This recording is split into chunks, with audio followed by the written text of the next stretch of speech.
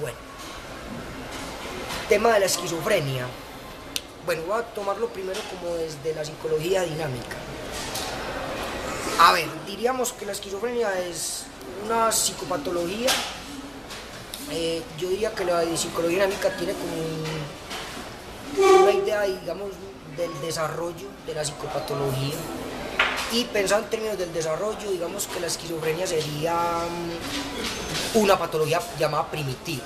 Pero cuando digo patología primitiva, quisiera explicarme. Es decir, cuando en dinámica se habla de patología primitiva, fundamentalmente estamos hablando de patologías, digámoslo así, que se establecen en una infancia muy temprana.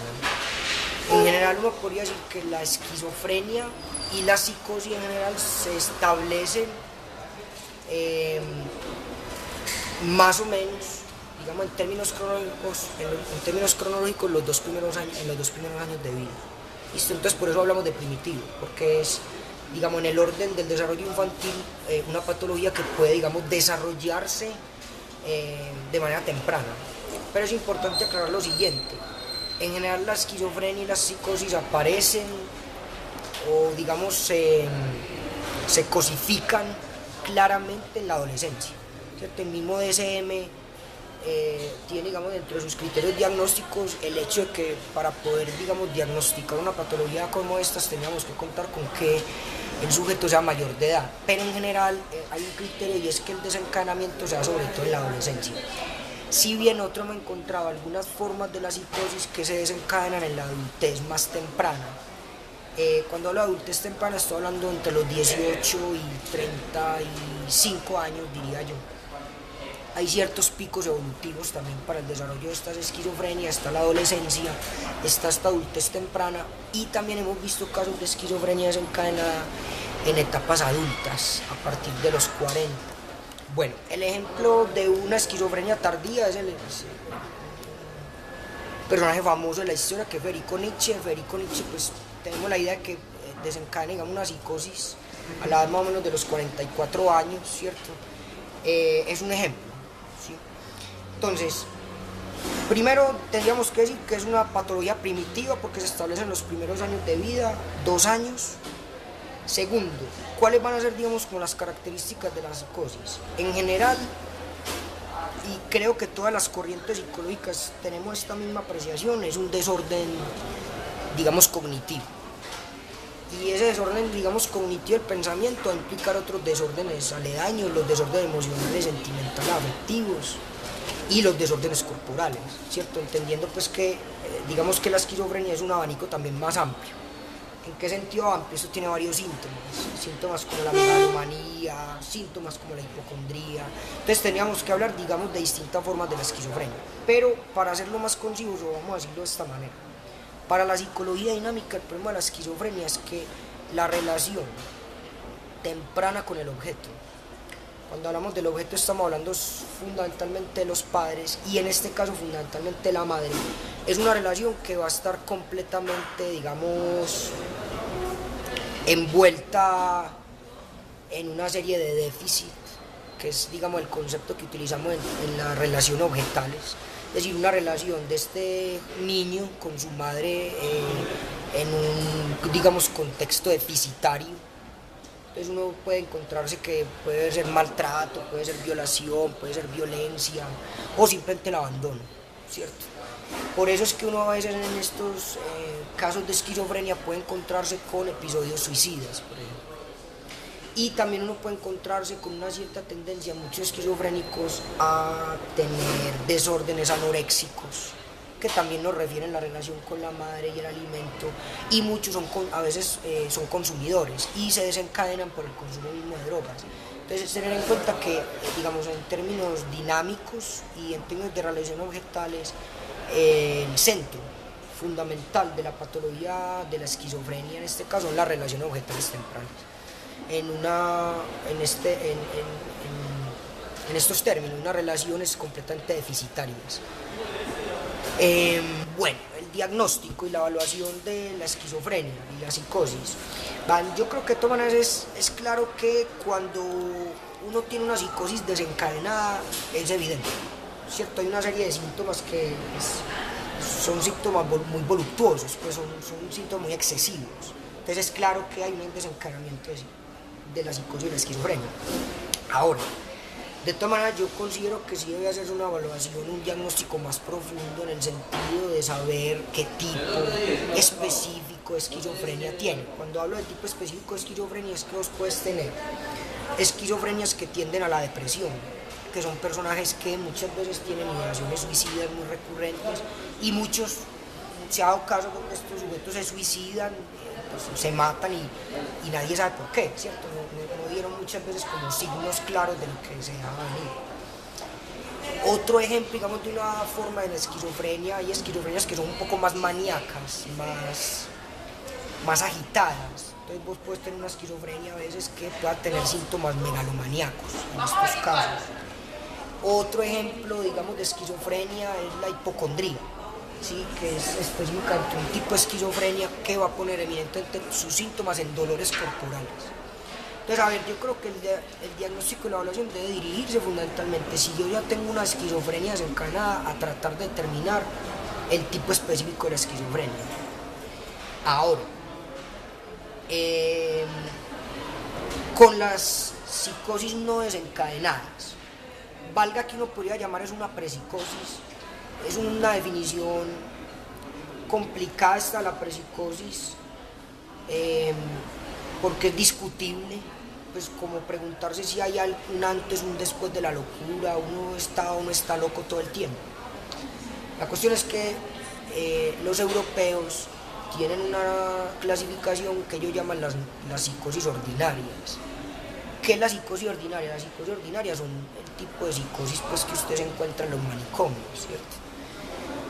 Y digamos una conclusión a la que uno podría llegar es que hay una serie de personajes en el mundo que fácilmente andan por el mundo con su esquizofrenia, pero no la desencadenan, tal vez nunca la desencadenan, o tal vez la desencadenen de manera tardía. Es decir, habría que entender que en el desencadenamiento de la enfermedad hay cosas que uno no podrá muchas veces ni entender ni detectar. Entonces, ahí es donde el planteamiento de la psicología dinámica iría a hacer un diagnóstico estructural en los términos siguientes. Nosotros tenemos en psicología dinámica las pruebas proyectivas, que fundamentalmente son pruebas que utilizan el dibujo, y esto me permite nombrar algo, y es que digamos hay una muy fuerte tendencia en muchos psicóticos a las artes, a las creaciones artísticas. Algo que a la humanidad se le olvida muy seguido es que grandes artistas, pero también grandes científicos, grandes genios de la humanidad han tenido una psicosis, y de una u otra manera hay que entender que reconociendo esa enfermedad, pero también el valor que esa enfermedad pueda tener, se reconoce, digamos, el valor de estos personajes, pero es entender más allá de esto lo siguiente, y es un diagnóstico con pruebas proyectivas puede más o menos indicarle a un terapeuta si se está enfrentando con un paciente que pueda fácilmente derivar a posteriori con una esquizofrenia o con una psicosis. Es muy difícil decir exactamente como en qué, porque la gente que digamos utiliza pruebas proyectivas, la evaluación dinámica, saben que eso es una estructura diagnóstica. Cuando hablo de estructura diagnóstica estoy diciendo que eso es complejo, que eso tiene varios elementos. No, las evaluaciones digamos en dinámica no son tan sencillas como hacer un test, o tan sencillas como hacer una entrevista, o tan sencillas como hacer una encuesta, ¿no? Es como un trabajo, hay autores que dicen que uno está sacando un diagnóstico confiable por allá más o menos en la sesión número 8 o en la sesión número 10. Eso quiere decir que la evaluación del diagnóstico es una evaluación de diagnóstico largo. Eso no se saca fácilmente en una o dos sesiones. Y ya para, digamos, decirlo más claramente, la evaluación sería sobre la estructura del yo y sobre la estructura de las relaciones objetales. ¿Por qué? Ya hablé de las relaciones objetales, voy ahorita a hablar del yo. El yo, o mejor, la estructura del yo en la psicosis tiene una particularidad, y es que es un yo completamente fragmentado. Uno puede tener casos, por ejemplo, como el de Fernando Pessoa, que Fernando Pessoa era un esquizofrénico que él tenía lo que él llamaba las epifanías, era que se le aparecía como una voz que le empezaba a dictar los textos que él escribía, entonces él tenía que verse pues como obligado a pararse y empezar a escribir, que es una característica de Pessoa escribía parado, no escribía sentado. Entonces era muy desgastante para él escribir.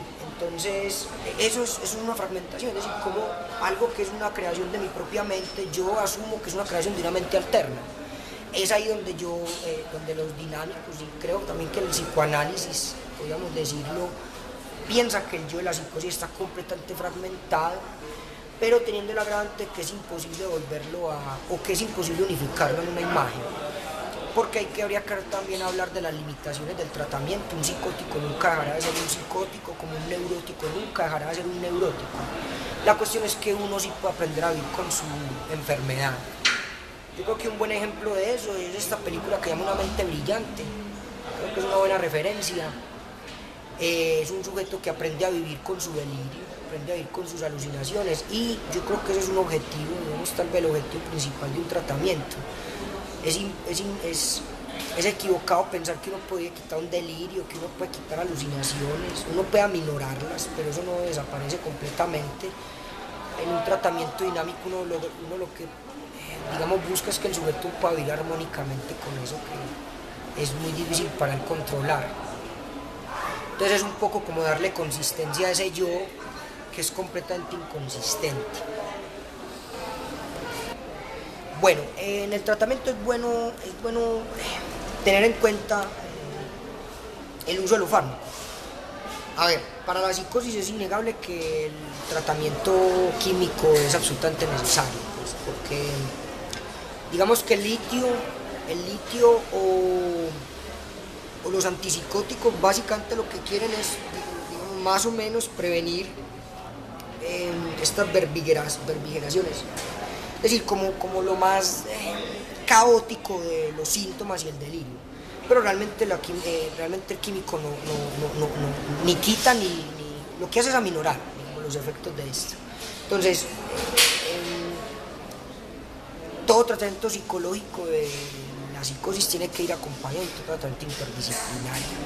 Yo creo que es una cosa que es innegable y creo que es una cosa que hay que tener en cuenta de ahora en adelante, el hecho de que se necesita el trabajo con psiquiatría, trabajo con el fármaco, porque usted puede tener un psicótico que no le duerme, entonces además que fuera que tengo que mandarle un antipsicótico litio, tengo que mandarle, digamos, un ansiolítico o algo para que pueda dormir tranquilamente. Entonces el uso, digamos, de las drogas medicadas es absolutamente necesario, pero hay algo que es controvertido, pero muchos psiquiatras lo están comentando desde hace más o menos unos 10 o 20 años para acá, y es el hecho de que se pone en duda si un psicótico necesita una droga de por vida.